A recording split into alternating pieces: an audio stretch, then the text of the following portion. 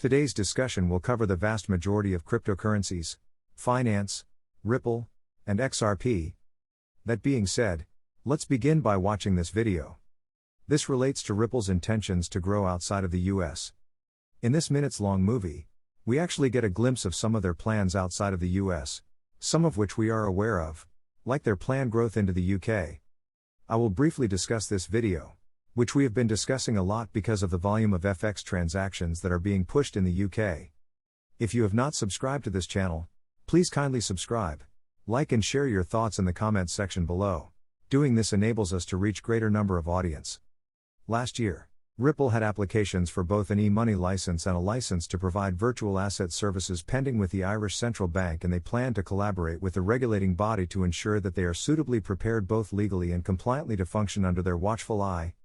Ideally, if XRP obtain that license, they will be able to utilize it to passport that around the EU in addition to operating in Ireland. In the UK, they're following suit. They acquired their major payments institution license from Singapore's Monetary Authority, I believe, a few weeks ago. They're optimistic that Dubai will grant us passage. They had agreement to conduct business in Brazil with the central bank before the year ends. This is the direction the industry is headed in since they operate in Japan under regulatory oversight through a joint venture. The boys now possess it. One more when we take a closer look at Ripple. I think they have ambitions to blanket the entire planet. Furthermore, this is a business that has been networking and establishing solid relationships with some of the biggest names in the industry for a very long time, well over a decade. Compared to other companies, Ripple is far ahead. I've always maintained that the reason for this is that they move far more quickly than anyone in the conventional or even cryptocurrency worlds. But above this, correct, one thing that we recently noticed was this conversation between Brad Garlinghouse and Adrian Trissani, specifically on Twitter. Additionally, we've seen them briefly discuss the significance of the internet and the current paradigm shift in finance and what it actually implies for the cryptocurrency community as well as the general public. This $10 trillion opportunity is, in my opinion, one of Brad Garlinghouse's most memorable recent statements. We can see that Ripple Brad Garlinghouse, or expects $10 trillion to arrive on the XRP ledger from the custodian digital asset market. This was provided by Flip the Chain. When that happens, how much will XRP cost?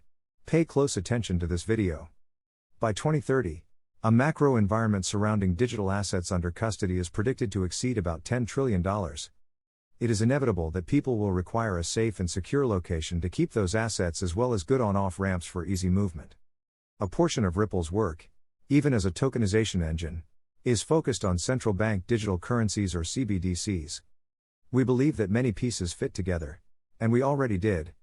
I recall from our initial conversation that I was on the phone with one of the biggest banks in the world, a bank that Ripple already collaborated with, and they asked if we could assist them with their custody. We weren't able to accomplish that prior to the Metaco acquisition, which occurred earlier. Thus, I believe there is a great opportunity for the two businesses to work together when I consider that synergy and the ability to tell that current Ripple customer, hey, here's a best-in-class going head-to-head, time and time again, and winning on the custody level to be able to bring that product to them. That's it for you guys. And yes, Ripple is involved in every aspect of the business, including provisioning, custody services, liquidity, and more.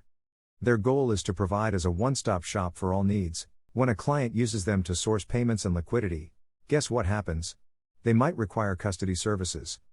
They do not wish to be, okay, well, perhaps you might go out with this custody holding corporation. They didn't want to be a one-stop shop, which is precisely why their acquisition of Metaco was significant. In fact, I shouldn't even call the official partnerships blossoming because of this. Because it was a significant move and a power move. We were talking about it a lot on the channel. But then let's fast forward to September. Since we're talking about it, I believe they acquired Metaco in May. In September, we received the following report. Within the next 3 years, 50% of CEOs in global finance expect to implement a crypto custody solution in their company. Custody services related to cryptocurrency will therefore play a significant role in the traditional world's business model during the next 3 years. We can be certain that widespread acceptance is imminent. Since we're discussing $10 trillion here, the institutional side of things is also where this gets really intriguing. In my opinion, it might be far larger.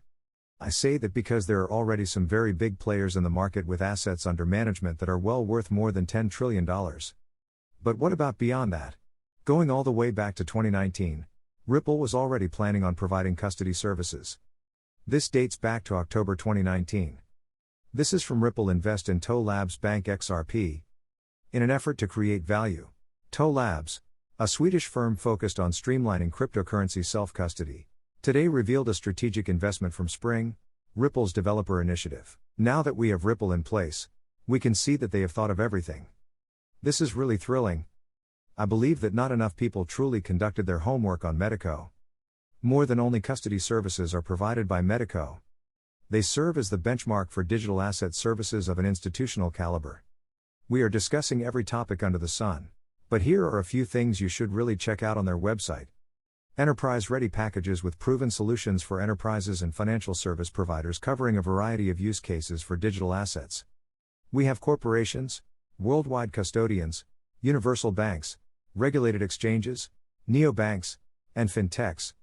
Upon closer inspection, Ripple's business model can be classified as neobanks and fintechs, which create new income streams and boost margins through the addition of cryptocurrency accounts, trading, staking, and other digital asset capabilities.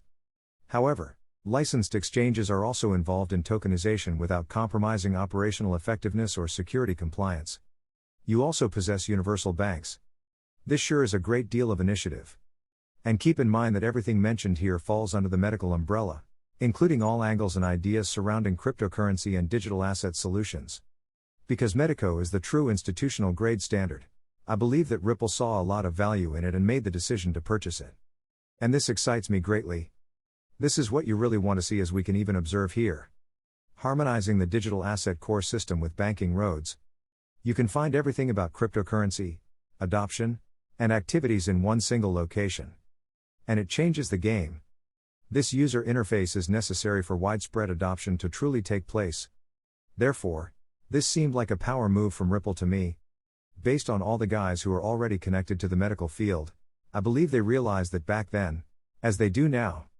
Like you have society, which is, universal. Not to mention Swiss banks and BNP Paribas. They really have banks here, they're global in scope. The list continues with Standard Chartered, yet another significant bank connected to this VP bank. Beyond this, keep in mind that many of these big businesses connected to the medical field may not still be supporting them. For instance, we are aware that the city was considering its next course of action and the relationship. Perhaps they intended to cut off from medical services. We're not sure. However, it is known that a sizable number of banks remain involved in the medical industry.